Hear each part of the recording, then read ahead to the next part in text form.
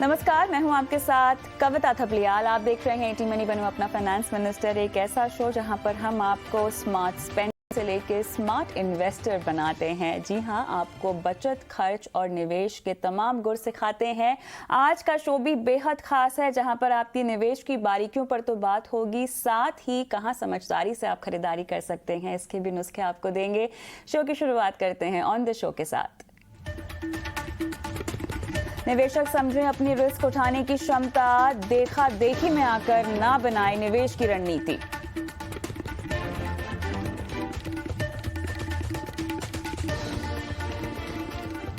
WWDC event में launch हुए gadgets में से आप कौन सा लें? आज आपको स्मार्ट बायर बनने के गुर सिखाएंगे हम।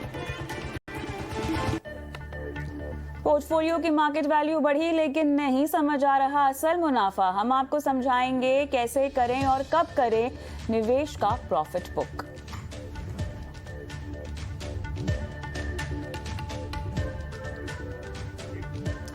साथ ही आपको बताएंगे कैसे बनाएं एक संतुलित पोर्टफोलियो। निवेश, इंश्योरेंस, क्रेडिट कार्ड, लोन से जुड़ा कोई भी सवाल हो तो अपना सवाल ईटी मनी बनो अपना फाइनेंस मिनिस्टर तक आप पहुंचा सकते हैं। एक व्हाट्सएप नंबर है जो आपकी स्क्रीन पे फ्लैश हो रहा है, यहां पर आपको अपने सवाल हमें भेजने हैं 9619873567 और हम आपके सवाल शो में शामिल करेंगे, कराएंगे आपकी पूरी फाइनेंशियल प्लानिंग।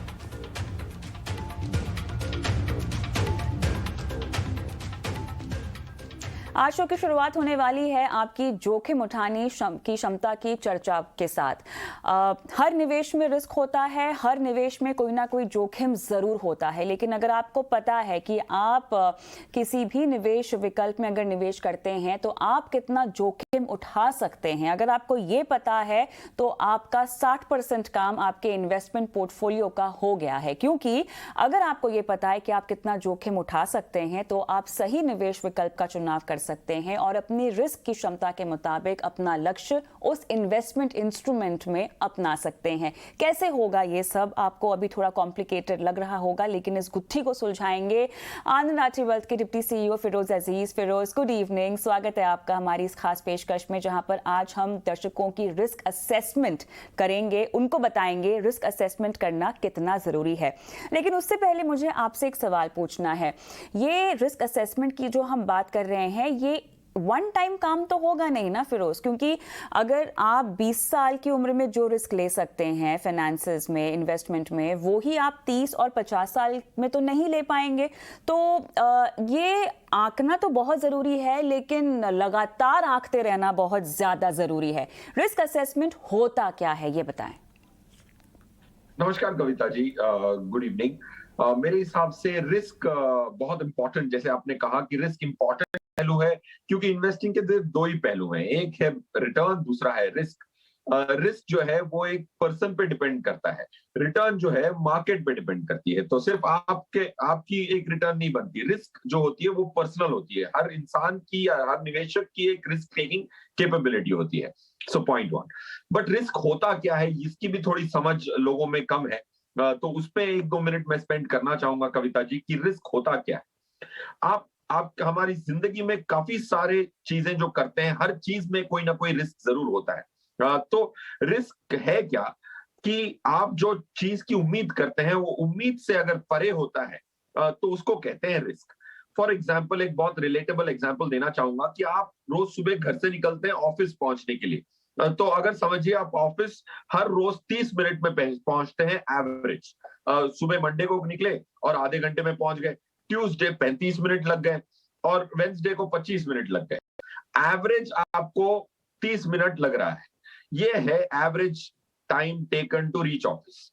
अगर एक दिन ट्रैफिक ज्यादा मिलती है और आप आधे घंटे में पहुंचने के बदले 45 मिनट में पहुंचते हैं, ये जो 15 मिनट एक्स्ट्रा लगे थे एवरेज से, वो आपकी उम्मीद से परे है। तो ये 15 मिनट जो है वो रिस्क कहलाएगा, क्योंकि एवरेज 30 मिनट में पहुंचते थे बट 15 मिनट ज्यादा लगे।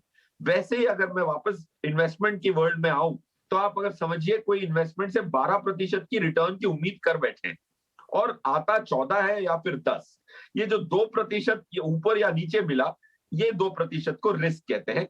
Risk is the deviation from the expectation of a person from any activity for that matter. That's risk, Kavita ji.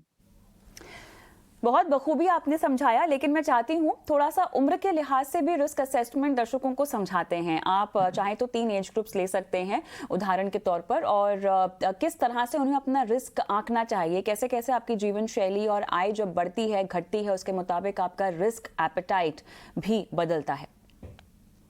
Yes Kavita ji, risk appetite as से जरूर बदलता है। एज से इसीलिए बदलता है क्योंकि एज जैसे बढ़ती है, एक इंसान की बची हुई जिंदगी में जो कमाने की क्षमता है वो घटती जाती है।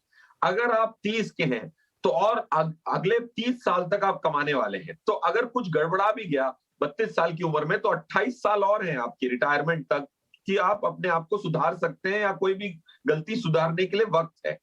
अगर आप 55 की उम्र में गलती कर बैठे हैं और आधा पैसा खो बैठते हैं, तो 5 सालों में वो रिकवरी करना मुश्किल है। तो ये पहले क्यों जरूरी है ये समझना कि एज से रिस्क एपेटाइट घटती जाती है, क्योंकि आपकी कमाने की क्षमता घटती है, और दूसरा आपके जो लक्ष्य हैं वो करीब आ चुके होते हैं। तो जैसे उम्र बढ़े आप अपनी रिस्क एपेटाइट को घटाएं, और उसके हिसाब से अपने इन्वेस्टमेंट्स को टेलर मेक करें। अगर कविता जी ऐसे 3 उदाहरण लूं, अगर कोई 30 साल की उम्र में है तो उनके पास जैसे 30 साल और बचे हैं कमाने के लिए, तो वो शायद इक्विटी ज्यादा ले सकते हैं। 80% की इक्विटी ले सकते हैं, 20% की डेट ले सकते हैं। इक्विटी में जो रिटर्न आती है अच्छी होती है, बट उतार चढ़ाव काफी होता है। तो 30 की उम्र में रिस्क एपेटाइट ज्यादा ले सकते हैं आप, तो 80% इक्विटी में जा सकते हैं। अब 40 की उम्र में या 45 की उम्र में अगर मैं उदाहरण लूं, तो आपके पास अब सिर्फ 15 साल अप्रोक्सीमेटली रिटायरमेंट के लिए बचे हैं, तो आप अभी इतना रिस्क नहीं ले पाएंगे। तो आप 60% इक्विटी में लगाएं फॉर एग्जांपल, और 40% डेट में लगाएं, क्योंकि आपकी 15 साल की उम्र और बीत चुकी है। अब लास्ट उदाहरण आप 60 की उम्र का लें, तो आपकी अब क्लोज टू रिटायरमेंट या रिटायरमेंट हो चुकी होगी, तो आपकी कमाई काफी घट गई होगी या ना के बराबर हो गई होगी। तो उसमें आपको इक्विटी सिर्फ 20% रखना है, ताकि आप महंगाई को थोड़ा मात दे सके, और 80% डेट में रखना है। तो इसीलिए इंपॉर्टेंट है कि जैसे एज बढ़े वैसे आप अपनी रिस्क घटाते जाएं, क्योंकि आपकी कमाने की क्षमता और आपके लक्ष्य दोनों करीब आ रहे हैं। तो that's the relation between age and risk appetite, Kavita ji. अब आपसे समझना है वो पैरामीटर्स जो कि आपके रिस्क असेसमेंट में मदद करते हैं। बहुत लोगों को तो अपनी जोखिम क्षमता समझ में भी नहीं आती है। उन्हें कई उदाहरण देके समझाना पड़ता है कि अगर मसलन मान लीजिए आपका पोर्टफोलियो 1 साल में 10% गिर गया, 2% गिर गया, 30% गिर गया, तो आप अच्छा खासा रिस्क ले सकते हैं, मध्यम ले सकते हैं, या बिल्कुल भी नहीं ले सकते हैं। तो किस तरह के क्राइटेरियाज होते हैं रिस्क असेसमेंट में जो कि आपको नोट डाउन करने होंगे कोई भी निवेश विकल्प चुनने से पहले? कविता जी, एक सिंपल कॉन्सेप्ट बता देता हूं। जैसे आपने बिल्कुल सही कहा कि आपको अगर आपको रिस्क का आकलन करना है, तो आपको ये विजुअलाइज करना है कि कितना लॉस हो सकता है मोमेंटली इस पोर्टफोलियो के द्वारा। अगर आप 80% इक्विटी में डालते हैं और 20% डेट में डालते हैं, जो हमारे उदाहरण में सबसे रिस्की ऑल्टरनेटिव हमने लिया था, तो उसमें हमेशा जब रिस्क का आकलन करें तो वक्त भी ले लें, जहन में 3 साल का वक्त लूं, तो 80 और 20 का जो पोर्टफोलियो है, अगर 20 साल की आप टेस्टिंग करें, तो ये निकल के आता है कि आपका मैक्सिमम लॉस 12 से 14% का हो सकता है 3 साल के निवेश के बाद भी। इसको कहते हैं रिस्क। इसको इन्वेस्टमेंट नॉमेनक्लेचर में ड्रॉ डाउन कहते हैं, कितना वो नीचे जा सकता है एक समय के बाद। तो draw down of 80-20 portfolio for an example is 12 to 14%। मतलब 3 साल बाद ऐसा भी हो सकता है कि आपके ब्याज ना मिले और आपकी कैपिटल में आंच आए, 12 से 14% कैपिटल घट जाए। तो ये रिस्क अगर आपको समझना है, तो आपको ये अपने आप से पूछना है कि ये आप जब ये होगा, तो क्या आप पैनिक करेंगे, क्या आप घबरा जाएंगे, या हिम्मत रखेंगे कि और 3 साल वेट करने की आपके पास क्षमता है। तो रिस्क का आकलन करना, विजुअलाइज करना है कि लॉस कितना हो सकता है, क्या वो लॉस आपके जहन में बैठता है, क्या वो लॉस से आप जी सकते हैं, क्या आपको चैन की रात की नींद आएगी उस रात को जब आपका पोर्टफोलियो 12-14% डाउन हो। अगर नहीं, तो आपको अपना पोर्टफोलियो बदलना चाहिए, क्योंकि पैसा इंपॉर्टेंट है, बट इतना भी नहीं है कि जिंदगी को इंपैक्ट कर सके। रोज ये बताएं हमें, क्या हर तरह का निवेश विकल्प हर तरह के निवेशकों के लिए होता है? क्योंकि अक्सर पैसे कमाने के जो टिप्स हैं या जो बातें हैं, आज भी काफ़ी हद तक जबकि इतनी सारी जानकारी अवेलेबल है सोशल मीडिया में, ऑनलाइन वर्ल्ड में, हमारे और आपके ज़रिए भी हम फाइनेंशियल लिटरेसी की जागरूकता फैलाते ही रहते हैं, लेकिन फिर भी आजकल अपने दोस्तों, रिश्तेदारों, अरे इनका ये निवेश में इनको इतना मुनाफा हुआ तो शायद हमें भी हो जाएगा। अब ऐसे में लोग देखा देखी करते हैं, एक दूसरे की इन्वेस्टमेंट्स कॉपी करते हैं और बिना इस बात को सोचे समझे कि जो उनके लिए चला है नॉट नेसेसरी कि आपके लिए भी वो काम करेगा। ऐसे में बहुत ज़रूरी है ये समझना कि किस निवेश विकल्प के लिए कितना रिस्क एपेटाइट आपके पास है। तो सवाल यही है कि क्या हर इन्वेस्टमेंट इंस्ट्रूमेंट में हर तरह का निवेशक निवेश कर सकता है? कविता जी, नहीं, the answer is no. Okay. But मेरे हिसाब से जो भी हम इंडियंस स्पेशली जो निर्णय लेते हैं वो डेटा के हिसाब से नहीं लेते। तो इसीलिए आज इंडिया में एफडी की जो मात्रा है वो 5-7 गुना है इक्विटी म्यूचुअल फंड के कंपैरिजन में। क्योंकि हम डेटा नहीं देखते, हम जज्बातों से काम लेते हैं और हमें लगता है कि रिस्क से हमेशा तबाही मच सकती है, रिटर्न नहीं बन सकता। तो आप देखें, अगर इक्विटी की जो रिटर्न देखें आप, तो म्यूचुअल फंडों ने लास्ट 10 सालों में 5 से 6 लाख करोड़ कमा के दिया है लोगों को। एफडीओ ने बहुत कम कमा के दिया है, फिर भी एफडी में ज्यादा है। तो हमेशा जब भी आप इन्वेस्टमेंट का निर्णय लेते हैं, डेटा के आधार पर लें। हमने ये भी देखा है कि 10 साल की इन्वेस्टिंग में म्यूचुअल फंड में पिछले 25 सालों का डेटा देखा तो कभी भी ऐसा नहीं हुआ कि 10 साल की इन्वेस्टिंग में लॉस हुआ हो। उल्टा 4 फंड जो पुराने थे, 25 साल पुराने थे, उसमें 11% की रिटर्न मिनिमम बदनसीब से बदनसीब इन्वेस्टर की 10 साल की होल्डिंग के बाद 11% की पर एनम रिटर्न आई है। That's point 1। पॉइंट 2, आप coming back to your question Kavita ji, क्या हर इंस्ट्रूमेंट हर निवेशक के लिए है? बिल्कुल नहीं। तो आप दोस्तों से बात करके, रिश्तेदारों से बात करके कोई भी एसेट अगर आप खरीदते हैं तो आप जज्बातों में बह रहे हैं, उस गलती को ना करें। और प्लीज अपने पर्सनल पोर्टफोलियो को, अपनी स्थिति को, अपनी आय को, अपने खर्चे को, अपने गोल्स को मद्देनजर रख के एक प्लान बनाएं और उस प्लान पे डटे रहें। मार्केट की वाव में भी ना जाएं और प्लान पे बने रहना बहुत जरूरी है। अगर खुद ये सब नहीं कर पा रहे हैं तो जैसा कि हमेशा हम आपको सलाह देते हैं, आप एक आर्थिक सलाहकार के पास चले जाइए, क्योंकि अगर किसी एक प्रोफेशनल के पास आप जाएंगे, सहायता लेंगे, तो वो आपको बेहतर तरीके से समझा सकेंगे कि आपकी इन्वेस्टमेंट की जर्नी में कहाँ कहाँ आपको रुकना है, किस किस तरह के इन्वेस्टमेंट प्रोडक्ट्स में आपको विश्वास रखना है और कैसे निवेश करने के बाद आप मुनाफा भी कमा पाएंगे और चैन से रात की नींद भी आपको मिलेगी। फिरोज, रिस्क एपेटाइट पर तो हम लगातार बात करते ही रहेंगे, क्योंकि ये एक ऐसा मुद्दा है जो बहुत ही कस्टमाइज्ड है। हर तरह के निवेशक की अलग जोखिम उठाने की क्षमता होती है। फिलहाल हम रुख करना चाहते हैं दर्शकों के सवालों की ओर, और जब तक हमारे साथ फोन लाइन पर कोई दर्शक जुड़ते हैं, उत्कर्ष रामायण का मैं सवाल ले लेती हूँ। इनसे कोशिश की जा रही है कि संपर्क स्थापित हो जाए, लेकिन सवाल इनका आपके पास है फिरोज, और पिछले 3 साल से ये 6 फंड में निवेश कर रहे हैं और कह रहे हैं कि मौजूदा जो निवेश है, इनका जो पोर्टफोलियो है, जो फंड्स हैं, उसमें 6,000 रुपए ये और ऐड करना चाहते हैं। 15 साल में इनको चाहिए 1.5 करोड़ रुपए।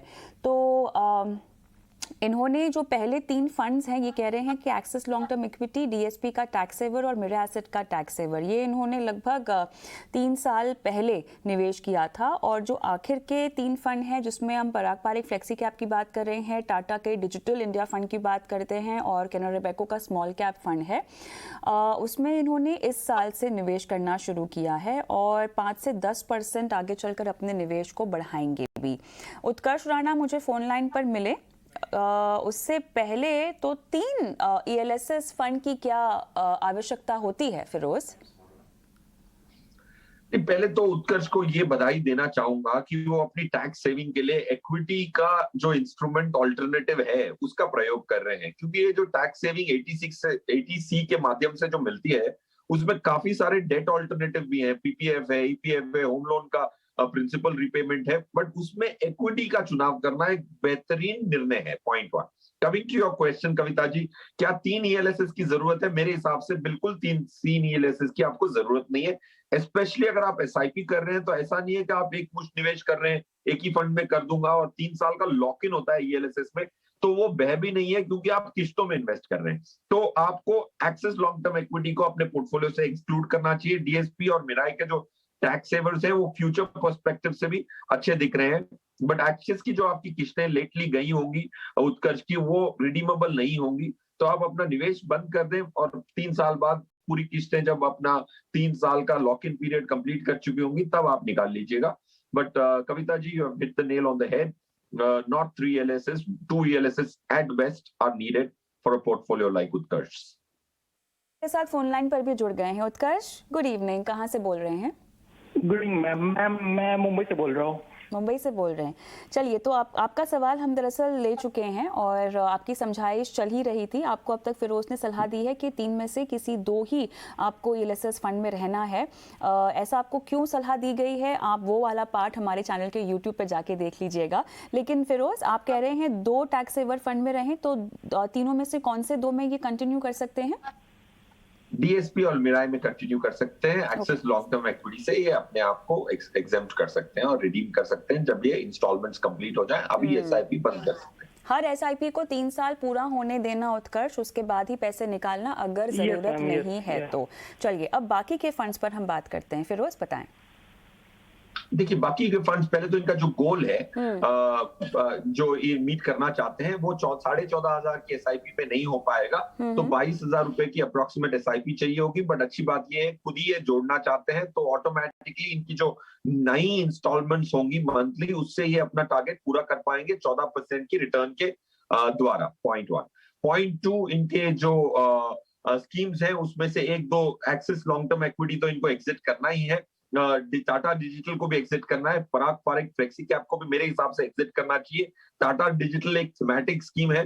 थीमेटिक स्कीम्स में बहुत सारा उतार चढ़ाव होता है और लंबी अवधि में return almost normal equity fund जितना ही कन्वर्ज हो जाता है, तो आपने ज्यादा रिस्क ली हुई होती है और रिटर्न उतने की उतनी मिलती है। जैसे आज का दिन ले लें आप, आज टेक्नोलॉजी स्टॉक्स में बहुत बड़ी गिरावट देखने को मिली थी क्योंकि यूएस में भी आपको गिरावट देखने को मिली थी कल रात को। So point I am trying to make is, sector funds एक रिटेल निवेशक को लॉन्ग टर्म वेल्थ क्रिएट करने के लिए जरूरी नहीं है और उसकी पास्ट परफॉर्मेंस के आधार पे लोग आज टाटा डिजिटल और बहुत सारे टेक्नोलॉजी बेस्ड फंड्स खरीद रहे हैं क्योंकि लास्ट 2 साल अच्छे रहे हैं, तो सबका मन ललचाता है कि इनको भी अपने पोर्टफोलियो में शामिल किया जाए। जैसे उत्कर्ष ने भी साल भर पहले ही डिजिटल टाटा डिजिटल फंड खरीदा है। अगर वो 3 साल पहले खरीदते तो शायद रिटर्न भी बनती और नीचे जाते वक्त उनका नुकसान नहीं हो रहा होता। So that's point 1। पॉइंट 2, इनको जो नई स्कीम्स हैं वो रेकमेंड कर लेता हूँ। HDFC flexi cap, SBI focused, Kotak emerging equities, SBI Contra. SBI Contra अपने थीमेटिक स्कीम को रिप्लेस कर सकता है क्योंकि वो कॉन्ट्रेरियन बेट है, करंट मार्केट वॉलेटिलिटी को ज्यादा अच्छी तरह से वेदर कर सकता है। उत्कर्ष, आपको सलाह समझ में आ गई? कोई और सवाल पूछना है फिरोज से? तो पराग पारिक से भी शायद मेरे को एग्जिट करना है क्या, या उसको कंटिन्यू रख सकते हैं? उत्कर्ष, ये पराग पारिक ने ऑफ कोर्स परफॉर्मेंस अच्छा दिया है, उनकी ग्लोबल एक्सपोजर भी है, वो थोड़े अनकन्वेंशनल फंड मैनेजर हैं। इनकी जो आपकी जो ऑलरेडी किस्तें गई हुई है उसको आप बरकरार रखें। आगे वाली एसआईपी जो मैंने 4 स्कीम्स बोली थी उसमें कंसोलिडेट कर लें और पराग पारिक का जो परफॉर्मेंस और अच्छा हो जाए और उसकी एनएवीज अच्छी हो, तब आप वो जो गई हुई 12 किस्तें होंगी आपकी लास्ट 1 ईयर की, उसको आप थोड़ी देर बाद एग्जिट कर सकते हैं। Now you can stop investing further installments into Parag Parikh flexi cap. चलिए, आगे बढ़ते हैं और अगले दर्शक हमारे साथ राहुल प्रजापति फोन लाइन पर हैं। राहुल, गुड इवनिंग, कहाँ से बोल रहे हैं? गुड इवनिंग मैडम, मैं अहमदाबाद से बात कर रहा हूँ। बिल्कुल, बहुत बढ़िया सर। हाँ। कहाँ काम करते हैं? मैम, मैं एक मैन्युफैक्चरिंग प्लांट में जॉब करता हूँ, एज ए एम्प्लॉयड पर्सन हूँ और मैंने लास्ट 1 ईयर से म्यूचुअल फंड में इन्वेस्टमेंट करना चालू किया है। इसमें यूटीआई फ्लेक्सी कैप में मैं लास्ट 1 ईयर से 3,000 का एसआईपी कर रहा हूँ। हाँ। और अभी लास्ट 6 मंथ से मैंने Parag Parikh flexi cap and Axis small cap में 4,000 एंड 3,000 का एसआईपी चालू किया हुआ है। आपने 2 फ्लेक्सी कैप क्यों शामिल किए? पराग पारिक का भी फ्लेक्सी कैप है आपके पास, यूटीआई का तो फ्लेक्सी कैप आपने ले ही रखा था। मैम, एक्चुअली जब मैं रिसर्च कर रहा था, थोड़ा पराग पारिक में का मुझे ग्लोबल फंड्स भी मिल रहे थे और थोड़ा मुझे उसमें फ्लेक्सिबिलिटी ज्यादा दिख रही थी। ओके। और और मैडम थोड़ा क्या है, मेरा टारगेट भी थोड़ा 1 CR का है विद इन 10 to 12 ईयर्स। तो मैं लॉन्ग टर्म इन्वेस्टमेंट के हिसाब से मैंने ये स्कीम सेलेक्ट की है। नजरिया तो आपका ठीक है। 10 से 12 साल के बाद क्या करने का इरादा है 1 करोड़ से? मैं अपने एक्चुअली घर मुझे परचेस करना है एंड अदर इन्वेस्टमेंट करने हैं, जैसे खुद के बिजनेस के रिगार्डिंग। तो वो 1 करोड़ में सब हो जाएगा ना?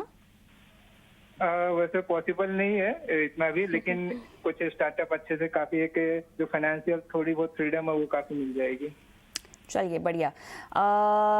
उम्मीद करते हैं कि आपका निवेश आप बढ़ाएं भी आगे चलकर। लेकिन फिरोज, फंड सिलेक्शन तो इनका अच्छा है अब तक? जी बिल्कुल अच्छा है कविता जी। और अच्छी बात इनकी ये भी है कि इनकी जो सैलरी टू इन्वेस्टमेंट की जो रेशियो है हाँ, वो अच्छी है। बिल्कुल। तो इनका जो 30-35% 1/3 हिस्सा ये इन्वेस्ट कर रहे हैं, ये अच्छी सेविंग रेट मानी जाएगी और इन्वेस्टमेंट भी इक्विटी में कर रहे हैं। That's point 1। पॉइंट 2, इन्होंने स्कीम्स चुनी है उसमें भी इन्होंने रिसर्च अच्छी की है, क्योंकि वो स्पेसिफिकली कह रहे हैं कि पराग पारिक फंड में ग्लोबल स्टॉक्स भी हैं। ये एक माइन्यूट डिटेल होता है एक फंड का। अगर कोई अपनी रिसर्च करता है तभी इसका करेक्ट कॉन्स्टिट्यूएंट्स उनको पता होता है। So you done a great job researching it. Point 2। Point 3, आपका जो टारगेट है 10-12 सालों में थोड़ा स्ट्रेच लगता है। उसके लिए आपको ज्यादा अपनी इन्वेस्टमेंट्स को बढ़ाना होगा जैसे आपकी आय बढ़े। आज की जो आपकी सेविंग्स रेशियो है वो काफी हेल्दी है, तो इससे ज्यादा आप उम्मीद नहीं कर सकता मैं as an guest to recommend you more investments. जैसे आपकी आय बढ़े वो बढ़ाइएगा ताकि अपने गोल्स को पूरा कर पाए। और स्कीम्स हमने प्रीवियस दर्शक को भी बताई थी। एचडीएफसी फ्लेक्सी कैप, आपके पास ऑलरेडी 2 फ्लेक्सी कैप हैं, तो ये एचडीएफसी फ्लेक्सी कैप शायद आपको नहीं लेना चाहिए। एक्चुअली एसबीआई फोकस्ड इक्विटी पे आप जरूर जा सकते हैं, क्योंकि वो कॉम्प्लीमेंट्री प्रोडक्ट होता है।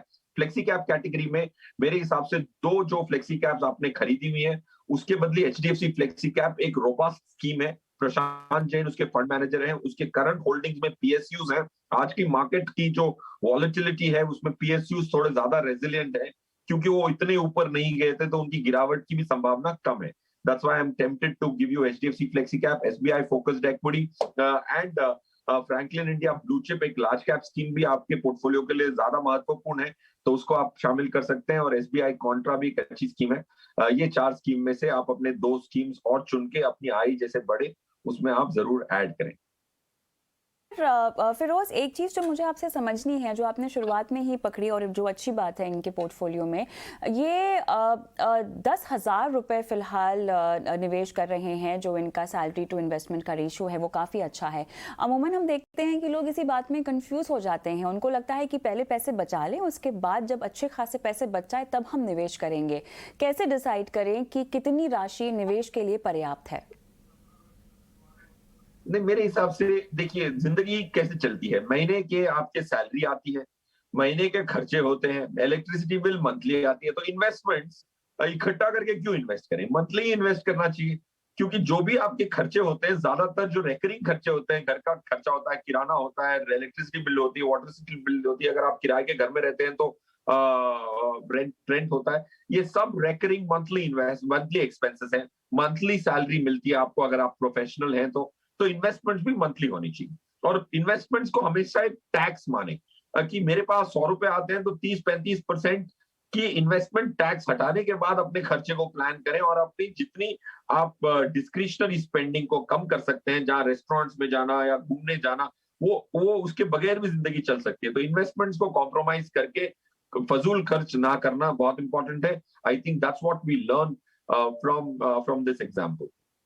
चलिए आगे बढ़ते हैं और आखिरी दर्शक का सवाल हम लेंगे राजेंद्र गुप्ता का। ये हमारे साथ फोन लाइन पर जुड़ नहीं पा रहे हैं, लेकिन 52 साल की इनकी उम्र है और इन्हें दरअसल अपनी जो एसआईपी है, जो ये निवेश कर रहे हैं, वो 60 साल तक जारी रखनी है, या उसके आगे भी अगर ये कंटिन्यू रख सकते हैं अपने निवेश को, तो शायद वो जानना चाहते हैं कि कर सकते हैं या नहीं। लेकिन हमारे पास ना इनके पोर्टफोलियो की कुछ ज़्यादा डिटेल्स नहीं हैं फिरोज़। इनको अपना एक अच्छा खासा कॉर्पस चाहिए जो सालाना 15 से 18% की दर तक बढ़े। तो रिटायरमेंट का इनका गोल है, कितना रिस्क ले पाएंगे, अभी तक इन्होंने क्या बंदोबस्त किया हुआ है रिटायरमेंट की आय का, मैं नहीं जानती।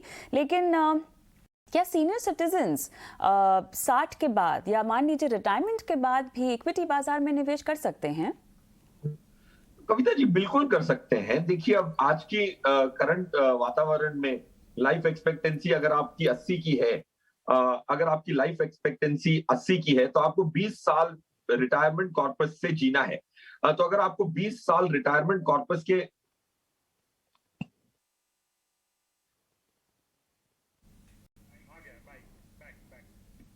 कविता जी, आप मुझे सुन पा रही है? जी बिल्कुल, अब सुन पा रही हूँ जी। हाँ, सॉरी।